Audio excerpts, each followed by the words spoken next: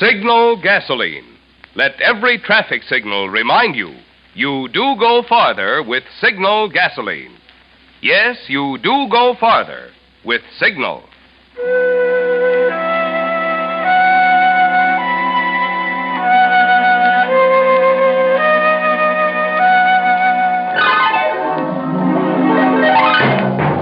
The Signal Oil Company and your neighborhood Signal dealer bring you another curious story by The Whistler. Tonight, The Deadly Innocent.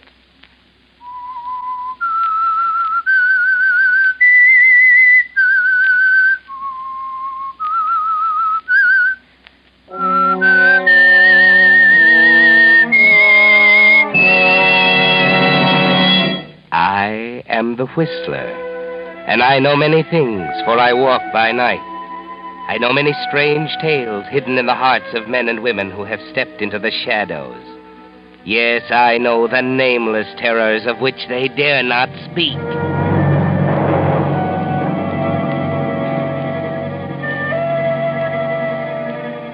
Have you ever hated a man enough to kill him? No? Well, that's the kind of hate that grows with the years, grows and grows into an all-consuming passion. That's the way it was with Lambert Dean. He has wanted to kill someone for 25 years. That's why he has come down to the offices of the Mammoth Construction Company at 9 o'clock at night. That's why he's chatted casually with the old night watchman who took him up in the elevator. Chatting, oh, so casually. But he thought out every word in advance. The night watchman will remember them later, just a little later. There should be just a crack of light showing under the door of the president's office. Yes, there it is. And Lambert is going toward it. So you've never wanted to kill a man? Listen, you may get a few pointers. Hello, Joe. Huh? Oh? What are you doing here? Why, did I startle you, Joe? I'm so sorry. What do you mean by busting into my office? Can't you knock? Oh, sure, Joe. I'd never think of walking into the president's office without knocking during working hours. I didn't think it'd matter tonight. Any time I'm here is working hours. Remember that if you want to hang on to your job. Now get out. Well, don't you want to know why I came down tonight? I do not. Any fool could take care of the bookkeeping department in the daytime. If you have to work nights to keep up with simple routine, that's your lookout. Oh, I don't have to work on them. They're all fixed up, just the way I want them. I came here to tell you about them, Joe. Well, you can keep it. The books will wait till tomorrow. Better listen now, if you want to hear it at all. How many times have I got to tell you to get... What do you mean, better listen? Tomorrow'll be too late. You'd better listen, Joe. Yeah, maybe I had. What are you up to? Anything wrong with the books? You're a smart guy, Joe. You always were. Even back when you were a kid in knickers. Oh, for the love of Pete, if you're going to start raking of past history and... The sooner you let me talk, the sooner you'll get it over with. Well, if you've got anything to say, say it. My time's valuable. Is it? Yes, you were smart, making up to me when we were kids. You were my pal. You looked after me. Never let anybody bully me. Your dad had dough. Mine didn't. Uh-huh. It was worth having you hung around my neck if it got me the kind of life I wanted. And it did, didn't it? Pretty soon you just about moved in on us. When I went to college, Dad sent you, too. Good, kind Joe Carson, who always looked after poor little me. All right, so you finally tumbled to it. What of it? When Dad got wiped out and we had to leave school and hunt work, you didn't drop me. I'm no fool. You still belonged on the right side of the tracks. You knew the folks that counted. Sure, Joe, sure. You were smart. I knew the men with the jobs to give. I found out about old Jennings needing a bookkeeper down here at Mammoth, only when I got around to applying, they already had a new bookkeeper. You. Well, if you were dope enough to tell me about it, you deserved what you got. Maybe I wouldn't have seen the future in a piddling little bookkeeping job if you hadn't run off at the mouth about that, too. I'm going to be the bright young man who catches Jennings' eye, Joe. I'm going to marry Betsy Jennings. Someday I'll own Mammoth, lock, stock, and barrel. You haven't got Mammoth yet, smart guy. No, just all the rest. Give me time. Old man Jennings is on his last legs, and you know it. Now get out. You're fired. Haven't you forgotten the books, Joe? I'll check them by myself. Now out. No. Get out, or I'll... No, I'm not going. You are. What? This is the end of the line for you, Joe. Tomorrow I'll move into your office. Pretty soon I'll move into your house with Betty. Before long, I'll own Mammoth. You're crazy. Like a fox. I'm going to kill you, Joe.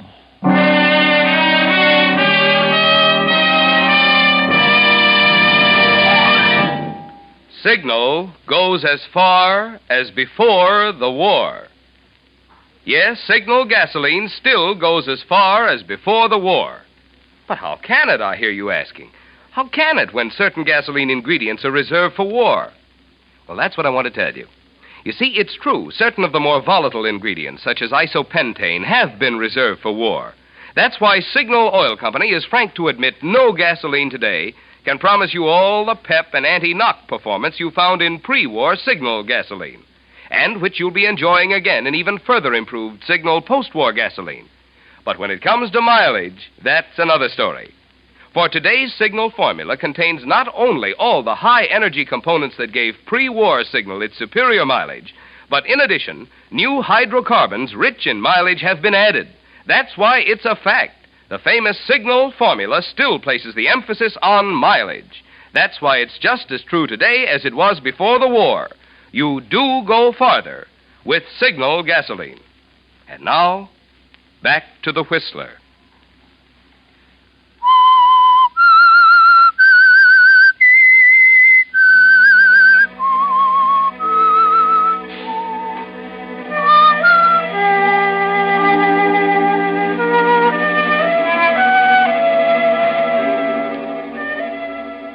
Well, they say even the humblest worm will turn if you step on him hard enough.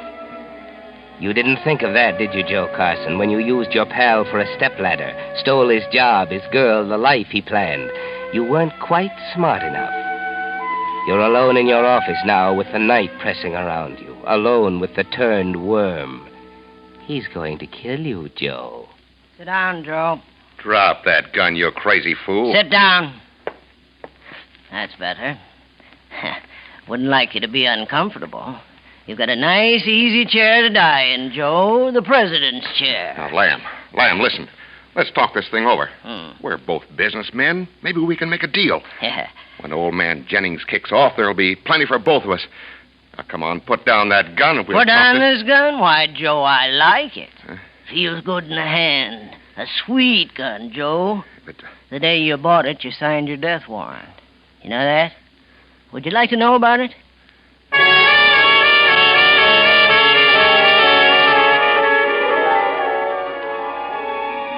That's right, Lambert. Tell Joe about it. Don't let him die without knowing how smart you've been for a change. Remind him of the day Mr. Jennings retired from the business. The day Joe put that gun in his desk drawer and bragged that the payroll would be safe. Joe's own gun in Joe's own desk with Mr. Jennings for a witness. Convenient, wasn't it? But don't stop there. Tell him your whole plan. Tell him about that day 2 months ago when you started on your careful, deadly trail. Hello, Mr. Dean. Have a good lunch? No, not very, I'm afraid. Nothing seems to agree with me these days. You may go to your own lunch now, Miss Neal. Okay. If you ask me, your stomach would be a lot better off without all those pills you keep stuffing down your neck. I was not aware that I'd asked you, Miss Neal. Yeah, it's your stomach. Bye. Back soon. Miss Neal. Have you seen my tablets? They don't seem to be in my pocket. I'm sure I had them this morning. I remember taking a couple when I got to the office. Oh, sure, I've seen them. You left them on the water cooler. Big boy Carson raised Cain about it when we went out to eat. Say, what's he got against you anyhow? Against me? Oh, you must be mistaken, Miss Neal. Joe's my friend. We were boyhood friends. Then why is he always picking on you and yelling at you? Looks to me like he wants to run you out of here. Only he doesn't dare long as the old man's alive. Miss Neal, I cannot allow you to speak like that about my friend. Now that Mr. Carson is in sole charge of the business, he's naturally under a strain. We must all make allowances. Oh, yeah.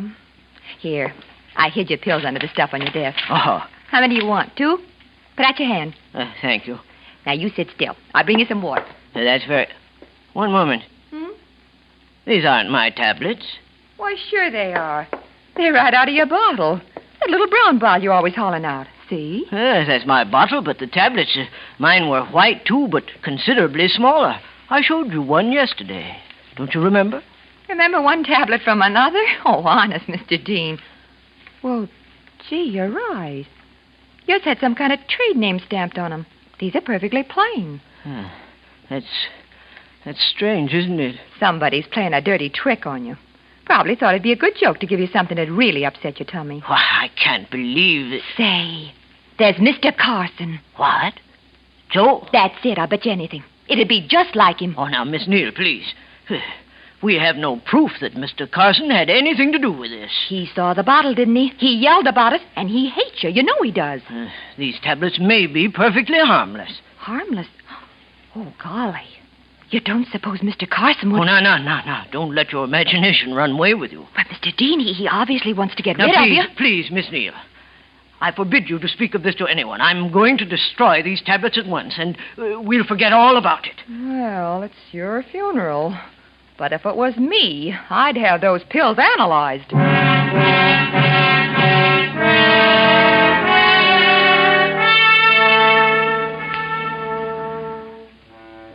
That's right, Lambert.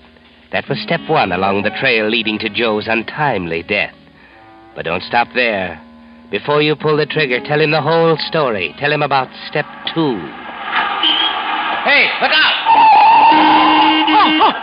Where you going, can't you? Did you see that? You all right, mister? Yes, I think it didn't hit me. Boy, you got luck to burn. If you hadn't jumped like a grasshopper, that car made mincemeat out of you. I was walking along close to the pavement. Somebody shoved me hard.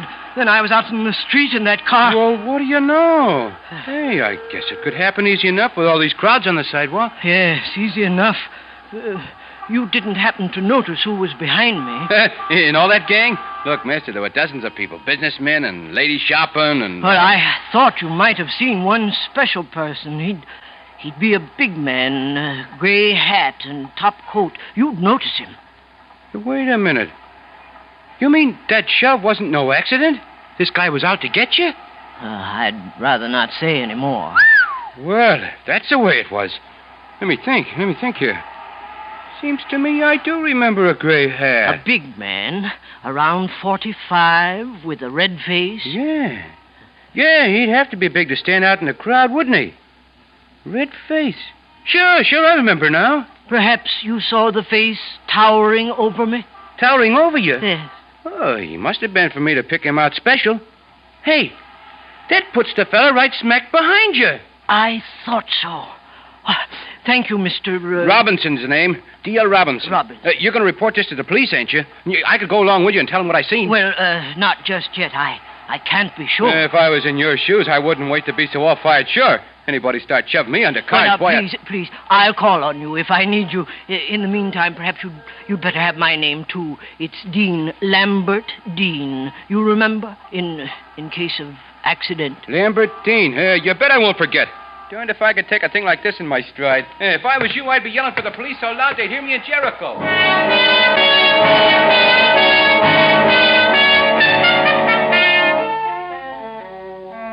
Nice work, Lambert. That was step 2, and it was easy. All you had to do was plant an idea and watch it grow. Little Miss Neal was already sorry for you because Joe Carson kept bawling you out. Easy to make her think a few soda mint tablets might be poison, especially since you destroyed the evidence.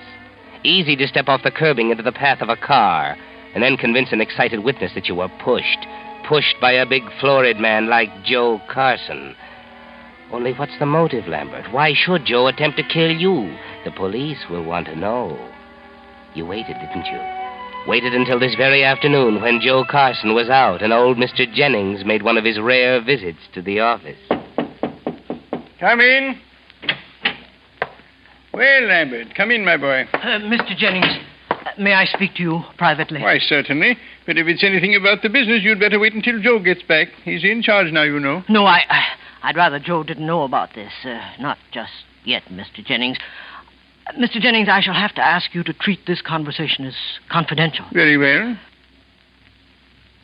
Mr. Jennings, I have reason to believe that 2 attempts have been made upon my life. What did you say? Somebody's trying to kill me, sir. I'm sure of it. Good heavens, Lambert. Yes, sir. That's just the way I felt. I couldn't believe it the first time, but it happened again. But why should anyone want to kill you? Well, there isn't any reason. Unless my death would cover up for someone else. Cover what up? Well, I got to thinking about it, Mr. Jennings. There wasn't any funny business going on around here until after you retired. I got to wondering if somebody had just waited until you were out of the way. And this afternoon, I checked over my books for the last few weeks, and I found discrepancies, sir. You mean... Somebody has altered my figures. On several occasions, somebody's done a good job of forging my handwriting. There's a lot more money paid out than I ever handled. How much? Well, so far, I found $17,000. Who did it? Someone in the office? One of the staff? That's just it. The books are locked in the safe right here in your office. Perhaps I should say Joe's office, except when they're actually in my hands. Then it had to be someone who knew the combination of the safe. Well, now you can see why somebody wanted me out of the way, can't you? These altered figures look like mine. If I died, you wouldn't hunt any further, you see. Everybody would believe that I took the money, gambled it away, and committed suicide. Someone who knew the combination. No one knew it except you and me and Joe. That's clear enough for me. What are you going to do? I'm going to call the police. This is my company. Whoever steals from me will pay for it, even if it's a member of my own family. Mr. Jennings, you promised to keep this confidential. You can't expect me to keep a thing like this to myself. But you can't afford to make a mistake. It might not be the person we think. No, I wouldn't want to. What shall I do, Lambert? Leave it to me, sir. I've got an appointment tonight with the person. If he did it, I'll get the proof. You're going to see him alone? Yes, sir. Well, that could be dangerous. You say he's already tried to kill you twice? I know, but I've got to clear my name, sir. If anything should go wrong, I've written the whole thing down for you. The attempts on my life, the names of the people who were with me at the time, the altered books, and... Here, sir. I thought if you'd put it in your personal locked compartment in the safe, it would give you the whole story. To be opened in case of my death. Lambert, the risk, I can't let you... Don't worry about me, sir. I can take care of myself. If you'll just give me the keys to your compartment. The safe's already open. Very well. Take them, Lambert. Put the letter there yourself. I think I'll rest a few minutes before I go home.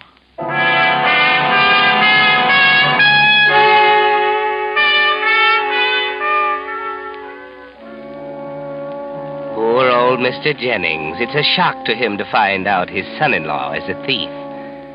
You forged a fine, strong chain of circumstantial evidence, haven't you, Lambert? Just one more link and you'll be ready to kill. You won't overlook that last link, will you? Not a careful man like you, Lambert. Evening, Mr. Dean. You working late tonight, too? Good evening, Bill. Well, not exactly working. I have an appointment. Mr. Carson here yet? Yep. Took him up about a half hour ago. Come on over to the elevator. I'll ride you up. Thank you. I'd sure steer clear of Mr. Carson tonight, though, if I was you. What? Why, he told me, plain as a whistle, he didn't want nobody coming near him. Didn't want anybody to come near him, except me. Looky here, Mr. Dean. You don't mean... There's been some mighty funny talk going round this building. Talk? That little Miss Neal that works in your bookkeeping department. She's been spreading it around about somebody wanting to bump you off. Of course, I didn't pay no mind to her at the time. Women always... Bill, I want you to do something for me. Why, sure, Mr. Dean. It's a warm night. The window in Mr. Carson's office on the second floor will probably be open. Now, you stay in your cubbyhole on the first floor and keep your window open, too. If you hear anything, well, out of the way... Don't you worry. I'll get up there so fast you can't see me for dust. No. Call the police. You want to get killed, too? Killed? Me? Oh, Mr. Dean. No, you'll be all right if you do as I say. Get the police here if you hear anything funny. Yes, sir, Mr. Dean. Oh, sure. Now, take me up to the second floor. Yes, sir.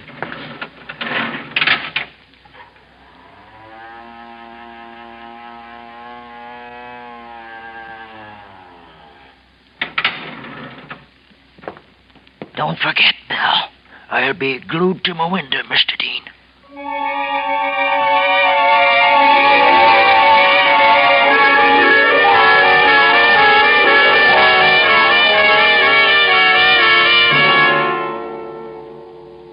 That's right, Lambert. Now you've done it. Now you've told Joe the whole story right up to this minute. Well, it's almost time to pull the trigger, Lambert. But don't be in too much of a hurry. Yeah. Well, there you are, Joe. That's the whole story. The watchman's waiting downstairs right now. I worked the whole thing out, as you can see. Why, you framed me. That's a smart boy, right the first time. Why don't you congratulate me? You ought to appreciate smart work. I never stole anything. Just my job, my girl, my whole life. I came up here to check the bids. I didn't make any appointment with you. Who's going to believe that? You planned to kill me. You could claim you discovered a shortage. That when you accused me, I went for you. You had to shoot me in self-defense. But, Lamb, I didn't. I never... Only you won't be around to put in a claim. Old Bill is going to hear something, all right. Just one shot, just one. When the police get here, they'll find you dead. I accused you, Joe, you see? You went for your gun, and I went for you. In the tussle, the gun went off. So sorry, Joe. Oh, you're crazy. You're crazy, Lamb. Am Crazy. I? Well, somebody's going to run the business after your regrettable demise. I've been here nearly as long as you have. Who knows it better than me? Somebody's sure to console your widow one of these days. I've known her since I was a kid. I'm stepping into your shoes, Joe. Now... Wait, Lamb. Listen to me. That letter. You're counting on that? Oh, yes. I'm a careful man. Now, Lamb, the police won't find that letter. It's gone.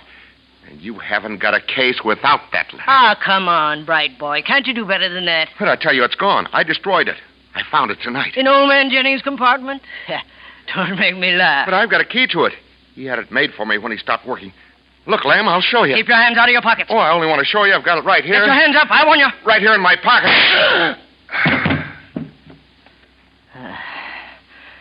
Did you think you could kid me, Joe? Think you could stop me with that cock and bull story? Why don't you answer, Joe? Through talking for good? I'd better get a move on. It'll be a minute or two before the police get here, but I want to be sure. Gun right beside him. Won't matter if my prints are on it, too. We tussle for it. Let's see now. His pocket. Now, what was he going for in his pockets? If he had another gun, better make sure. Keys.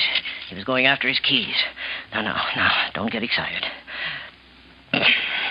He couldn't have had the key to Mr. Jennings' compartment. He couldn't. This one. It can't be. But it looks like... If that letter's gone, it can't be the key. But it is. The key to Mr. Jennings' locked compartment in the safe. Now, what about the letter, Lambert? Did Joe find it and destroy it? Take it easy, Lambert. Don't get so excited. 27 right. 15 left. 35 right. 5 left. Now, the compartment. It won't fit. The key won't. It does. Well, get it open. Get it open. It's gone. I put it right on top and it isn't there. Maybe it slid down behind the other stuff. It isn't here. Oh, yes, Lambert. The letter's gone. But there's no reason to get so excited. It doesn't matter. You've still got a case. You've planted the evidence very carefully. Don't lose your head, Lambert. You think your case will sound funny without the letter to back it up? You're getting more upset the more you think of it, and the police will be here any minute. Watch out, you'll ruin everything you've built up so carefully. But you can't see that, can you? Wait, Lambert, wait. Hey, look, there he goes. Out of my way. Hey, you, stop. The fire escape. He's getting away down the fire escape. Come on, Fred. Okay, stop, don't shoot. Can you see him? Not halfway. Get your flashlight on him. Yeah. How's that? Okay, stop, I tell you. Get him, Fred.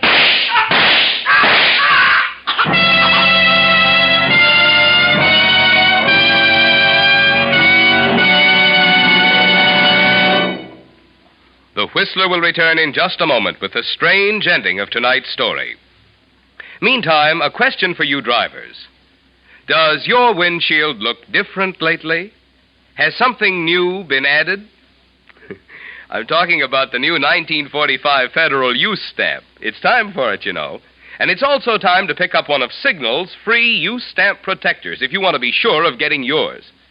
Signal Oil Company had these neat, transparent little shields made up to protect your use stamp from moisture and scuffing, so it will stay on without peeling through a whole year of wear and window washing. Every car needs one. But like all things in wartime, quantities are naturally limited. And that's why I'd suggest that you get yours this week, tomorrow if possible.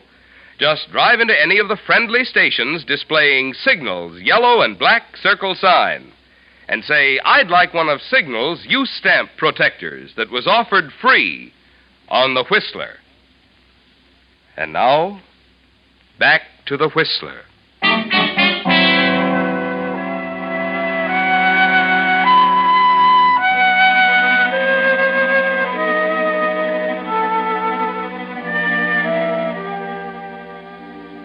So Lambert's revenge wasn't complete. He killed Joe, but he himself was killed by the police when he ran from them. He'd counted on that letter to prove he'd killed Joe in self-defense. When the letter was gone, he lost his head. You see, the unexpected had happened. It so frequently does. In murders. Remember that when you think you'd like to kill somebody. Poor Lambert, if he'd only had a minute to think. Oh, we're through with the books, Mr. Jennings. The figures had been tampered with? Sure, the original figures have been changed. We talked to the witnesses, too. That girl in your office, the fellow that witnessed the street accident, and your watchman. I guess there isn't much doubt about what happened. There is none to my mind. Lambert must have accused Joe of theft. Perhaps he was even unwise enough to tell Joe about the letter he had left in my care. Lambert was a good man, a responsible man, but mentally a little slow. Yeah. The way I figure it, Carson knew the game was up. He must have got the drop on Mr. Dean and held him up while he got set for a getaway.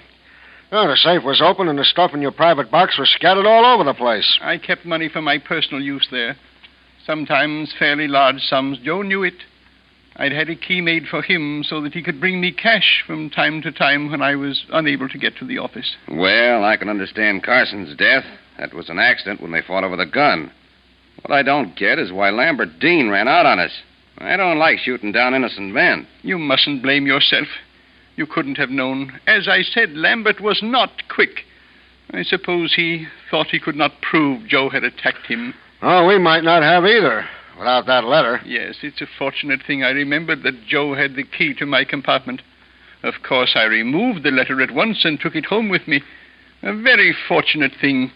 Otherwise, we might never have known what happened.